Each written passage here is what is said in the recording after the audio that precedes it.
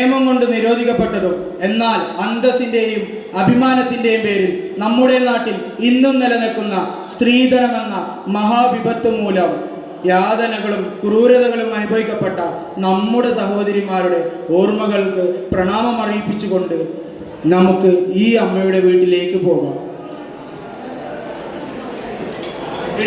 നിന്നോട് ഞാൻ പറഞ്ഞതല്ലേ ഇന്ന് കോളേജിലേക്ക് പോകണ്ട എന്ന്. ഇന്നല്ലേ നിന്നെ ആ ചെക്കൻ കൂട്ടുകാർ കാണാൻ വരുന്നേ. ഞാൻ ഈ അമ്മയോട് പറഞ്ഞില്ലേ എനിക്ക് കല്യാണമൊന്നും വേണ്ട. ശിവ ശിവ, ഞാനീ എന്താ കേക്കണേ? കല്യാണം വേണ്ടാന്നോ? നമ്മുടെ തറവാട്ടില് 18-നപ്പുറം പെമ്പിള്ളാരും നിൽക്കാറില്ല. ഈ ചിഹ്നത്തില് നിനക്ക് 19 തികയാണ്. മോളെ നീ എന്തായി പറയുന്നേ? ഈ ചെക്കൻ്റെ വീട്ടുകാർക്ക് സർക്കാർ ജോലിയാണ്. ഈ കല്യാണം ഒന്ന് നടന്നു കിട്ടിക്കഴിഞ്ഞാൽ നമ്മുടെ ജീവിതം രക്ഷപ്പെട്ടു. പോരാത്തതിന് നിന്റെ അച്ഛൻ ആധാരം പണയം വെക്കാൻ പോയിരിക്കുകയാണ്, എത്ര കിട്ടുമെന്ന് അറിയാൻ. അപ്പൊ ഞാനോ? എൻ്റെ കാര്യമോ?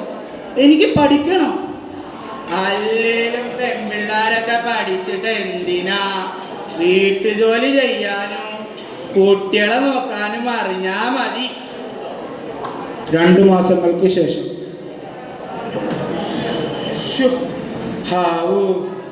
കല്യാണമൊക്കെ ഗംഭീരമായി നടന്നു. ആ മോളെ പറ, എന്തൊക്കെയുണ്ട് അവിടുത്തെ വിശേഷങ്ങൾ? അമ്മ അമ്മ എനിക്കിവിടെ വയ്യ അമ്മ, എന്നെ ഒരു വല്ലാണ്ട് തല്ലണമ്മ. നമ്മൾ കൊടുത്ത സ്വർണവും പണമൊക്കെ കുറഞ്ഞു പോയെന്ന് പറഞ്ഞ് എന്നെ നല്ലോണം ഇട്ട് ഉപദ്രവിക്കണം അമ്മ. മോളെ നീ എന്താ ഈ പറയുന്നേ? ഉപദ്രവിക്കണമെന്നോ?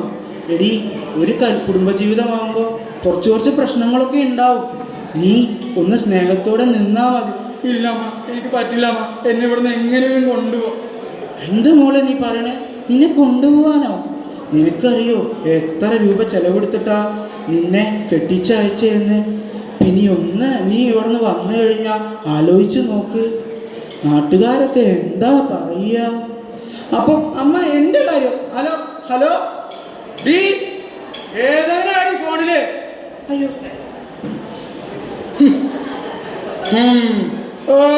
അവളെ വീട്ടുകാരെ വിളിച്ച് കുറ്റം പറയല്ലേ? അവരെന്നെ എന്നാ ഉണ്ടാക്കാനാ? ചേറ്റ കൂട്ടങ്ങൾ. ഇങ്ങനെ താടി നിന്റെ ഫോണ്. ഇവളെ ഇന്ന് ഞാന് അയ്യോ അയ്യോ, എന്നെ തല്ലല്ലേ, എന്നെ തല്ലല്ലേ. എന്താടി നീ പറയണേ? മിണ്ടിപ്പോ വര്. അയ്യോ അയ്യോ, തല്ലല്ലേ തല്ലല്ലേ.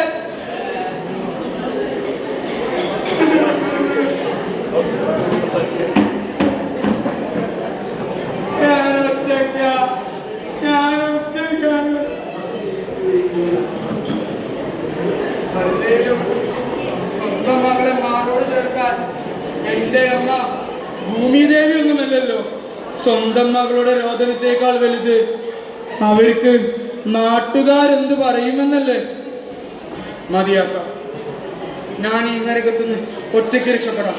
മതിയാക്കാം.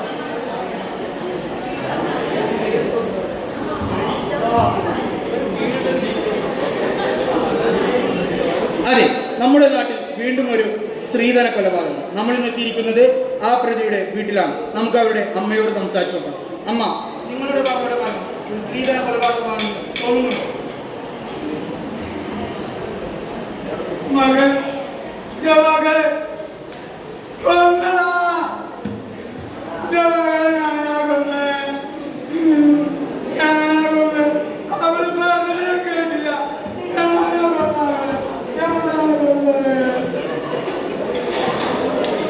പ്രമുഖ കേരളമേ കേൾക്കുക.